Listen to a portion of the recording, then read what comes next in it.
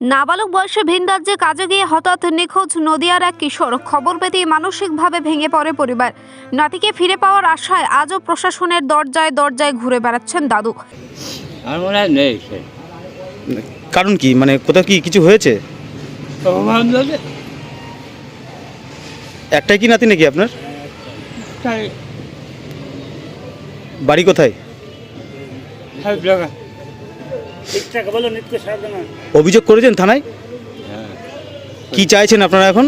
আমি চাই নাতিকে পাওয়া যাচ্ছে না। কারা বলছে? ওই হোটেল মালিক।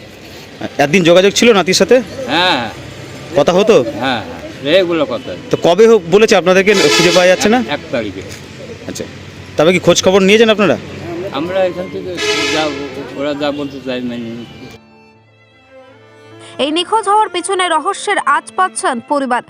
ঘটনাটি নদিয়ার ফুলিয়ার নিতকুর সাহেবডাঙ্গা এলাকার। পরিবারের দাবি, গত 3 বছর আগে মাত্র 13 বছর বয়সে বাড়িতে রাগারাগি করে মুম্বাইয়ে চলে যায় অরূপ ঘোষ। সেখানে একটি হোটেলে কাজ করতে শুরু করে। যদিও বিগত 3 বছরের মধ্যে কিশোর অরূপের সাথে ফোনে কথাবার্তা হয় পরিবারের। গত কয়েক মাস আগেই অরূপের বাড়িতে আসার কথা ছিল, কিন্তু জানুয়ারি মাসের 1 তারিখে হোটেল মালিক নন্দ ঘোষ ফোন করে জানান অরূপকে খুঁজে পাওয়া যাচ্ছে না। যদিও অরূপের মোবাইল ফোনের সিম খুলে নেওয়া হয় বলে অভিযোগ করেন পরিবার। অরূপের নিখোঁজের কথা শুনতেই মানসিকভাবে ভেঙে পড়েন পরিবার সহ অরূপের একমাত্র দাদু মঙ্গল ঘোষের অভিযোগ, তার নাতির সাথে কোনো অপ্রীতিকর ঘটনা ঘটেছে, না হলে হঠাৎই কেন নাতি নিখোঁজ হয়ে যাবে।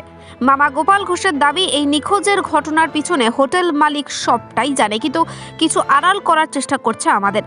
আমরা শুধু পুলিশ থানা নয়, প্রশাসনিক বিভিন্ন জায়গায় অভিযোগ দায়ের করেছি। এখন নাতিকে না খুঁজে পাওয়া পর্যন্ত চোখের জল ধরে রাখতে পারছেন না দাদু মঙ্গল ঘোষ। অন্যদিকে অভিযোগের ভিত্তিতে ইতিমধ্যে তদন্তে নেমেছে পুলিশ। 3 বছর আগে বাইরে 3 বছর হচ্ছে, ঠিক আছে। আচ্ছা, বাড়িতে কাউকে কিছু বলে গেছিল? বাড়িতে কিছু বলে যায়নি। না বলে মামা বাইরে যাব। 3 দিন ভাত না খাইয়েছিল, ভাত না খাইয়ে 3 দিন পরে বাইরে গেছে।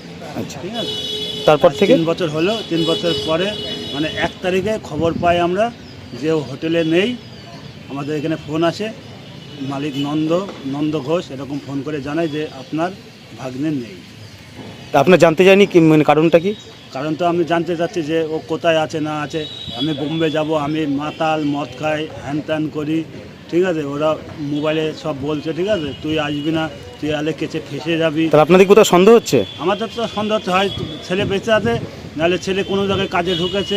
এইটাই আমার খুব সন্দেহ হচ্ছে। আচ্ছা, আর ছেলে আমার বাড়ি এসে সন্তান পৌঁছে যায়। তা খোঁজ খবর শুরু করেছেন আপনারা? হ্যাঁ, খবর করছি। আমি এখন যাব বোম্বে। লাস্ট কতদিন আগে যোগাযোগ হয়েছিল ওর সাথে? লাস্ট এই 1 তারিখের পর থেকে আর যোগাযোগ নেই। 3 বছরের মধ্যে কি যোগাযোগ হতো ওর সাথে? হ্যাঁ, রেগুলার ফোন করে, আমাকে ফোন করে, পাড়ার বন্ধু বান্ধবকে ফোন করে। হঠাৎ কি ফোন বন্ধ? এই 1 তারিখের পর থেকে মালিক সিম কার্ড নিয়ে নিয়েছে। মালিক সিম কার্ড কিসের জন্য নিল? ফোন একবারও আমাকে তো আমার বাড়িতে ফোন করে জানালো না। যখন সিম কার্ডটা নিল, একবার তার বলা উচিত ছিল যে আপনার ভাগ্নে যে থাকবে না আমার হোটেলে, যে তুমি ফোন যে আমাদের এখানে এসে নিয়ে যাও, ঠিক আছে। সেটা তো আমাকে একবারও তো জানায়নি। আপনাদের কি সন্দেহ হচ্ছে?